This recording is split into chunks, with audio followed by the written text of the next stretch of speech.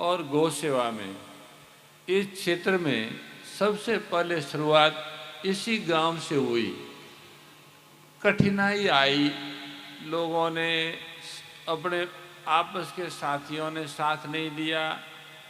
कई बार यहाँ सेवा में लगे हुए निराश भी होते, पर अभी देखो 12 वर्ष से अधिक हो गया, गौ सेवा तो हो रही है और बढ़ नहीं रही है, घट नहीं रही है, अच्छी हो रही है।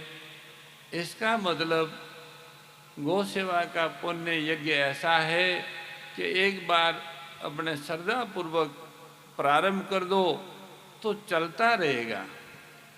और इस यज्ञ में जो आहुति डालेंगे उनकी लौकिक और अलौकिक दोनों प्रकार से समृद्धि बढ़ेगी, वो ऊंचे उठेंगे। आप देख लेना, जो गौ सेवा में लगे हुए परिवार हैं, भाई बहन हैं, उनके सब तरह से अच्छा है, लौकिक रूप से भी अच्छा है, गौ माता की खूब कृपा होती है, संतानें भी कोई कोई अपवाद हो सकते हैं, बाकी अधिकतर गौ भक्तों के संतानें भी ठीक है, शरीर भी ठीक है, और सेवा में लगाते तो शरीर बढ़ती भी है, बढ़ती है। धन बढ़ाने का रास्ता भी गौ सेवा है, ये एक बड़ा निवेश है। तो यहाँ पे एक अलौकिक निवेश करने वाला बैंक प्रारंभ हुआ। अब तो लोहाना में, बेवटा में, लगभग कई गांवों में गौशालाएं प्रारंभ हो गई है। पर प्रारंभ में ये जो पूरा सौतेला है, 16 गांव है शायद, यहाँ कितने हैं इनमें? 16। तो सबसे पहले यहाँ प्रारंभ हुआ, उसके बाद तो और गांवों में भी गौ सेवा हुई। पथमेड़ा के बाद में गौ सेवा का अलग इस भूमि पर जगह, भले रूप छोटा हो, पर उसने प्रेरणा तो दी। अनेक गांवों में गौ सेवा प्रारंभ हुई। अब तो बनासकांठा में सैकड़ों गौशालाएं हो गई, पर पहले अपने राजा राम गौशाला टेटोड़ा और सुमारपुरी गौशाला शेरपुरा, उसके बाद एक जलाराम गौशाला भाबर, ये 3 बड़ी गौशाला बनी। तो उसमें भाबर और टेटोड़ा में तो आज भी 5000 गऊ हैं, और भाबर में तो 8 से 10,000 गौवंश हो गया। बाकी और गौशालाएं वहाँ भी बनी हैं। जो भी, पर प्रारंभ में भाई आपको भगवान ने निमित्त बनाया था। और दूसरी एक बात है कि इस गांव के, यहाँ के आसपास के लोगों के सबके मन में सहज अपनत्व है, और पथमेड़ा के भी सारे कार्य में सभी लोग रहते हैं। बड़े बड़े उत्सव होते हैं तो यहाँ के लोग सब आते हैं, रहते हैं प्रारंभ से ही। कुल मिला के इस पूरे अनुष्ठान में प्रारंभ से इस गांव की और यहाँ के आसपास के गौ भक्तों की पूरी सक्रियता रही, पूरा का पूरा योगदान रहा।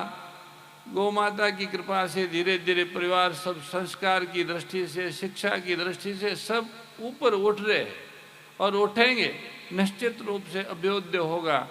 गऊ का आश्रय नहीं छोड़ना, उसका आश्रय लिए रखना।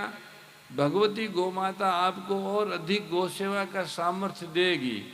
मनुष्य जन्म में 2 बातें सार है, वैसे तो जो करना है वो सब करते ही है और करना ही चाहिए, पर जो नहीं करना है वो छोड़ दे तो भी मनुष्य का जीवन दूसरों के हित के लिए साधन बन जाता है। पर वो अगर ये मान ले कि हम यहाँ आए हैं तो मृत्यु तो होगी, मृत्यु से पहले पहले कुछ ऐसा हो जाए जो मृत्यु के बाद भी काम आए, और मानव शरीर के अतिरिक्त दूसरे शरीरों के द्वारा हो नहीं सकता। ऐसा कार्य जो है वो केवल उसके 2 ही भाग है, एक है सेवा और दूसरा है स्मरण। दूसरी किसी योनि में सेवा और स्मरण नहीं कर सकते। मानव योनि में सेवा भी कर सकते हैं और स्मरण भी कर सकते हैं। स्मरण करना है अपने प्रभु का, अपने जो भगवान है, अपने परमात्मा है, अपनी आत्मा की आत्मा है। वो राम भी है, वो कृष्ण भी है, वो शिव भी है, वो शक्ति भी है, वो सूर्य भी है, वो गणेश भी है, और वो भगवती गो भी है, वो तो तुलसी जी भी है, तुलसी जी भी वही है। पर यहाँ की आँखों से नहीं, यहाँ की आँखों से देखना पड़ता है। ये आँखें हैं, यही धर्म की आँखें हैं, यही आत्मा की आँख है, यही हृदय की आँख है। हृदय से धर्म और ईश्वर को माना जाता है, स्वीकारा जा सकता है और पाया जा सकता है। बल से, बुद्धि से कोई धर्म और ईश्वर को प्राप्त नहीं कर सकता। श्रद्धा और समर्पण से धर्म और ईश्वर की प्राप्ति तथा अनुभूति होती है, और श्रद्धा समर्पण हृदय का विषय है। इसलिए सज्जनों, हम सबका श्रद्धा समर्पण बढ़े, और जैसे जैसे हम सेवा करते हैं तो ऐसे ऐसे हमारा सामर्थ्य बढ़ता जाता है। हम 10 गऊओं की सेवा नहीं कर सकते थे, 10 गऊओं की सेवा करने का सामर्थ्य नहीं था, और फिर 100 गाय आ गई तो 100 गायों की सेवा का भी सामर्थ्य नहीं था। फिर 1000 आ गई, 1000 की भी सेवा का सामर्थ्य नहीं था, तो लाख भी आ गई, आई नहीं, लाखों आई, लाखों आई। 10 गायों में भी हमारी हिम्मत हार रही थी कि कहाँ से लाएंगे, और लाखों तक यात्रा पूरी हो गई, फिर भी हृदय के नेत्र नहीं खोले तो कब खोलेंगे बताओ? अपनी बात करते, हम तो हमारी बात करते कि अगर हमारा हृदय का नेत्र अब भी न खोले तो कब खोलेगा? ये किया किसने? हमारा तो सामर्थ्य 10 गाय भी रखने का नहीं था, पता है ना भक्तों? अपन तो 10 गाय नहीं रख सकते थे, और 10 आई तो भी कहा भाई सेवा करो, देखो इनके पानी चारा कहाँ से आएगा। भगवान ने किया, लाखों का किया, तो भगवान है, हाथों हाथ है, एकदम हाथों हाथ, और नित्य अपने साथ है, ये प्रत्यक्ष है। आपने भी देखा इस यात्रा के, आप सब साक्षी हो, आप सब दृष्टा हो। ये हुआ क्या, कैसे हुआ? आप देखो, आज भी वहाँ पे 1 वर्ष में 125 करोड़ का चारा खरीद के भिन्न भिन्न गौशालाओं में जमाया जाता है। देश में कोई ऐसी संस्था नहीं है कि इस तरह से 125 करोड़ रुपये कोई संस्था, कोई व्यक्ति, कोई संगठन चला ही नहीं सकता। और अपन तो 10 गायों का ही नहीं कर सकते, तो कर कौन रहा है? कौन कर रहा है? कईयों के मन में ये हो सकता है कि महाराज कर रहा है तो हम आपको विश्वास दिलाते हैं कि हम नहीं कर रहे हैं। और आपने देखा भी होगा कि हम तो वर्षों तक यात्रा करते रहे, 3 वर्ष तक आए नहीं, आए तो पानी नहीं पिया राजस्थान का, फिर भी गौसेवा तो वैसे के वैसे होती रही। विघ्न आए तो विघ्नों को हारना पड़ा, अनुष्ठान चलता रहा। ये तो आपने, हमने सबने देखा ही। भगवान है, परमार्थ के कार्य में परमात्मा का साथ होता है, ये उसका प्रमाण है।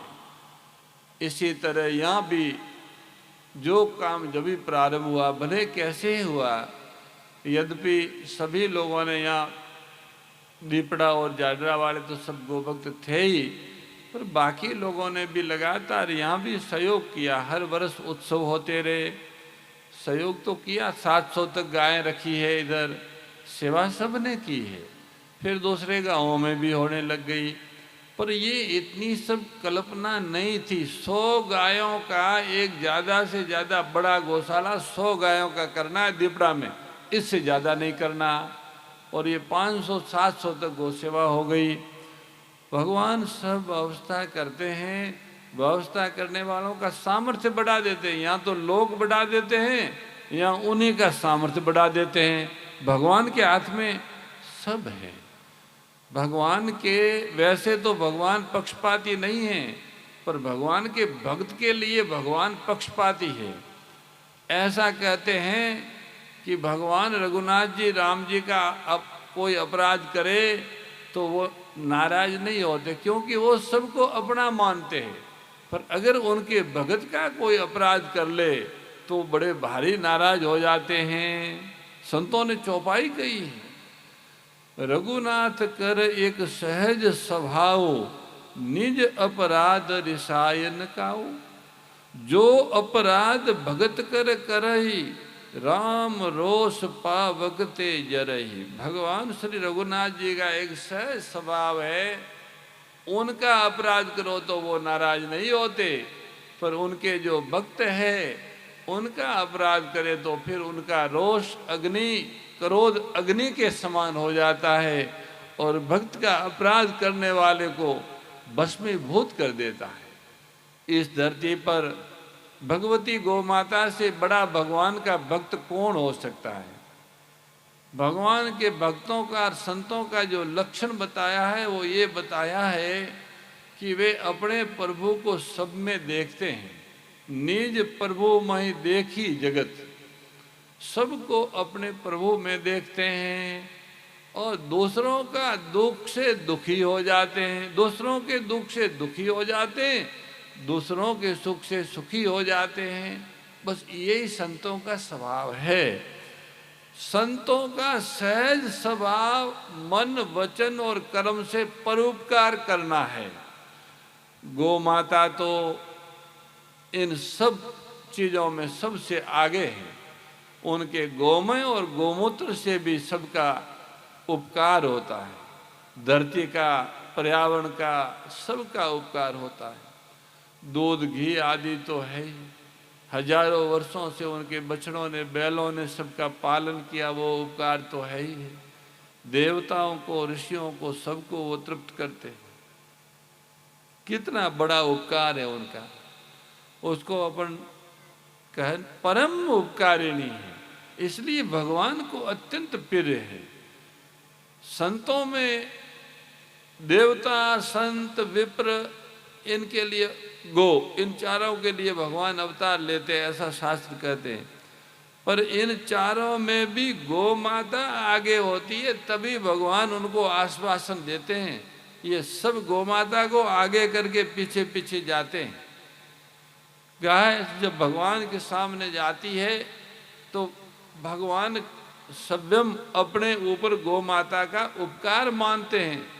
तो मेरी उपकारिणी आई है, अब मुझे अवसर मिला उनकी सेवा का, तो वो सेवा करते हैं। सेवा करने के लिए अवतार भी लेते हैं। हमारा तो विश्वास और इतिहास है कि हमारे प्रभु ने तो गौ माता की रक्षा और सेवा के लिए अवतार लिया, रक्षा और सेवा की है। हमारे पूर्वजों ने भी गोपालन किया है और गौ माता का आशीर्वाद सबको मिला है। भैंस और अन्य जानवरों के दूध आदि का उपयोग तो बहुत अर्वाचीन काल में हम लोग करते, बाकी हमारा इतिहास तो बताता है कि वैदिक काल से हम गाय के दूध का, दही का, घी का उपयोग करते थे। गो आधारित कृषि का लेते थे, इसलिए शरीर से स्वस्थ रहते थे। हमारा हृदय बहुत मजबूत था, मन खूब पवित्र था, बुद्धि में खूब विवेक था। पर जैसे जैसे हम गाय से दूर हुए, भैंस के निकट गए, डीएपी और यूरिया आया, ट्रैक्टर आए, तो उनसे बीमारियों पिछले 50-60 साल में इतनी तेज गति से बढ़ी। केवल शरीर की बीमारियों नहीं, मन की बीमारियों भी बढ़ी हैं और बुद्धि की बीमारियों भी बढ़ी हैं। भयंकर रोगी हो रहे लोग, ये उसका गऊ से दूर होने का दुष्परिणाम है। बाकी सब गोपालन करते थे, सबके घर में गाय थी। 16वीं शताब्दी के बाद भैंस आई। ये भैंसों का प्रचार प्रसार अंग्रेजों के काल में ज़्यादा हुआ और भेड़ बकरी आदि का प्रचार प्रसार मुगलों के या अरबों के काल में ज़्यादा हुआ। वो एक तो ऊपर से पौधा खा लेता, एक नीचे से खा लेता है, तो जहाँ जाते वहाँ रेगिस्तान ही बनाते हैं। उसकी ऊँट की गर्दन लंबी होती तो ऊपर से खा जाता और बकरी नीचे से खा जाती। वनस्पति का नाश, जहाँ जाएगी वहाँ पे रेगिस्तान बनेगा। तो वो अरब जो है, अरब के लोगों की संस्कृति बकरी ऊँट पालने की थी, उन्होंने भारत पर थोपी। उसके पहले भैंस आई बुद्धि को भारी करने के लिए, जड़ बढ़ाने के लिए, और ऐसा हुआ बिना ही लड़ाई उन्होंने भारत पे शासन किया। और गए तो भी सारे अपने नियम बना के, कानून ने ये सब, अभी तक अंग्रेजों के बनाए हुए कानून भारत में सैकड़ों कानून चलते हैं। 76-75 वर्ष हो गए अंग्रेजों से भारत मुक्त हुआ, पर अभी भी उनके बनाए हुए जो नियम है वो हमारे यहाँ चल रहे हैं। और अगर नियम हटा भी देंगे तो भाषा अंग्रेजी हो गई, सब लोग चाय अंग्रेजी पीने लग गए और अंग्रेजी दवाइयों खाने लग गए, यहाँ तक कि अंग्रेजी बाल कटाने लग गए। तो इस तरह से सब कुछ अंग्रेज हो गया। तो भाइयों, ये उन्होंने ऐसा इसलिए किया कि हम गाय से दूर हुए। तो हमारा जो छात्र बल था, अर्थ का, समृद्धि का बल था, बुद्धि का बल था, वो सब बल कमजोर हो गया। कमजोर हुए तो बिना लड़े उनके अनुकरण करने लग गए, उसका नुकसान हुआ है। अब हम पराधीन नहीं हैं, हमारे पूर्वजों के पुण्य से हम स्वाधीन हैं। अब हमारी हजारों वर्षों की सभ्यता और संस्कृति के अनुसार देश की सभ्यता और उनकी व्यवस्था को ढालने का एक प्रयास भी राष्ट्रीय स्तर पर हो रहा है। राम जी के मंदिर का निर्माण हो रहा है, वो भी सैकड़ों वर्षों की बात थी। ऐसे और भी कई कार्य हो रहे हैं जो सनातन हिंदू संस्कृति के गौरव के अनुरूप है। ये गौ माता की कृपा से है। गौ माता की सेवा का जो अनुष्ठान पिछले 30 वर्षों से आपके क्षेत्र में आपने प्रारंभ किया, भगवान से और गौ माता से प्रार्थना है कि इस अनुष्ठान का प्रभाव जो अभी देश और दुनिया में है उससे भी ये अधिक जाए और ये अनुष्ठान यहाँ और रचनात्मक तथा व्यापक रूप ले। बहुत सारे बछड़े नंदियों सड़कों पर घूम रहे हैं सभी जगह। इतनी गौशालाओं बनने पर भी अभी सड़कों पर गोवंश है, हर गांव में है, गली में है। हमारी सेवा तभी पूरी होगी जब हमारा एक भी गोवंश सड़क पर भूखा नहीं होगा, दुखी नहीं होगा, दुर्घटनाग्रस्त नहीं होगा। हर गांव में गोपालकों को एक साफ साफ संदेश होवे कि जो बछड़ा दूध गाय का दोते हो तब तक रखो, बाद में छोड़ो मत। अगर घर में नहीं रख सकते हो तो ये व्यवस्था है। अभी जैसे तड़ाव में नंदीशाला बन रही हैं, वो पूरे वाव तहसील में ऐसी व्यवस्था लागू हो। ऐसे ही थराद में भी एक ऐसा स्थान हो और गांव में गौशालाओं में भी एक गोष्ठ बछड़ों के लिए हो। कोई भी बछड़ा फिर वो घूमेगा, प्लास्टिक खाएगा, बीमार होगा, रोगी होगा, बाद में लाओगे, अथवा नस्ल बिगड़ेगी या कसाई के हाथ में जाएगा, तो उसको लेना ही है। आर्थिक रूप से जो तकलीफें थी कि इनकी सेवा कैसे होगी, तो इतने वर्षों तक तो देखो आप अकेले मतलब समाज के द्वारा ही हो रहा था, पर अब तो गौ माता की कृपा से सरकार भी तैयार हो गई है। गुजरात में भी 1 अप्रैल से लेके अगले वर्ष 23 तक, 1 अप्रैल 2022 से और 31 मार्च 2023 तक जितनी भी इस तरह की गौएं हैं, अगर गौशालाएं लोग बनाएंगे तो सरकार भी चारा के लिए आधा खर्चा वहन करेगी। प्रत्येक गौवंश पे 30 रुपया का जो चारा है वो सरकार की ओर से भी प्राप्त होगा। अब अपने को एक और उत्साह से लगना चाहिए कि चलो पहले तो अपने को ही करना पड़ता, अब तो वो भी आ रहा है तो काम होगा, बढ़िया होगा। गाय के गोबर की खाद से खेती हो, ये बात भारत सरकार ने इस वर्ष मान ली है। 12,000 करोड़ रुपये उसके लिए उन्होंने सब्सिडी अलॉट की है। 72,000 करोड़ रुपया जो फर्टिलाइजर में देते थे उसमें से 12,000 निकाले, 60,000 DAP यूरिया के लिए है। तो वो भी काम हो रहा है, वो हमारे यहाँ भी हो। हमारे यहाँ तो भगवान की कृपा से अब नर्मदा जी का जल भी आ गया है। तो गो आधारित कृषि हो, गाय के बछड़ों का गोबर तो मादा से भी अच्छा है और बहुत शक्तिशाली है। 1 ग्राम गोबर में 300 से 500 करोड़ बैक्टीरिया है धरती को पुष्ट करने वाली, ये सब विज्ञानी कह रहे हैं। और वो काम अब सरकार करने जा रही है, तो किसानों के द्वारा होगा। और अब भगवान की कृपा से हम लोग किसान हैं, हमारे सबके पास आज भी ज़मीन है, तो अब गाय भी यहाँ रह गई तो गोमय भी मिलेगा। तो ये न डरे नहीं कि आगे क्या होगा, आगे क्या होगा। आगे अभी तक जिसने किया है वो भी आगे करेगा। निडर होकर सभी गौशालाओं में गोवंश लेना चाहिए। आग्रह करके आसपास में गोष्ठ बढ़ा के, कोई गोवंश गर्मियों में ठंडियों में भूखा प्यासा ठंडी में नहीं मरना चाहिए। ऐसा प्रयास हम करेंगे तो भगवान की प्रसन्नता बढ़ेगी और सामर्थ्य भी भगवान देते रहेंगे।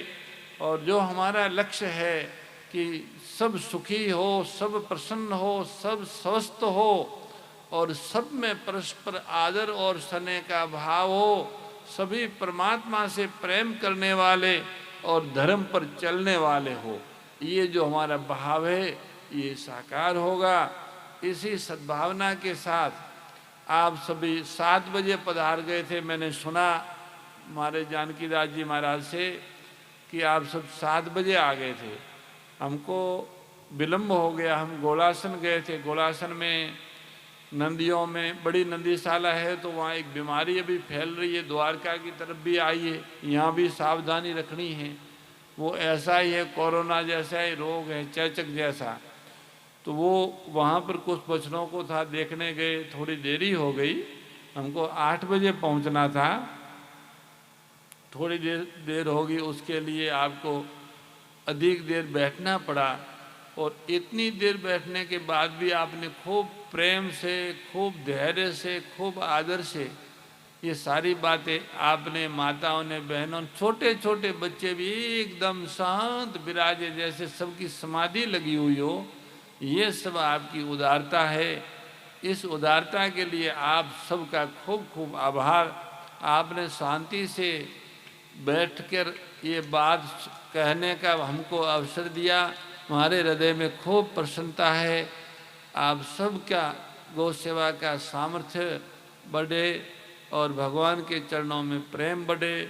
इसी सद्भावना के साथ जय गौ माता, जय गोपाल, नारायण नारायण नारायण नारायण।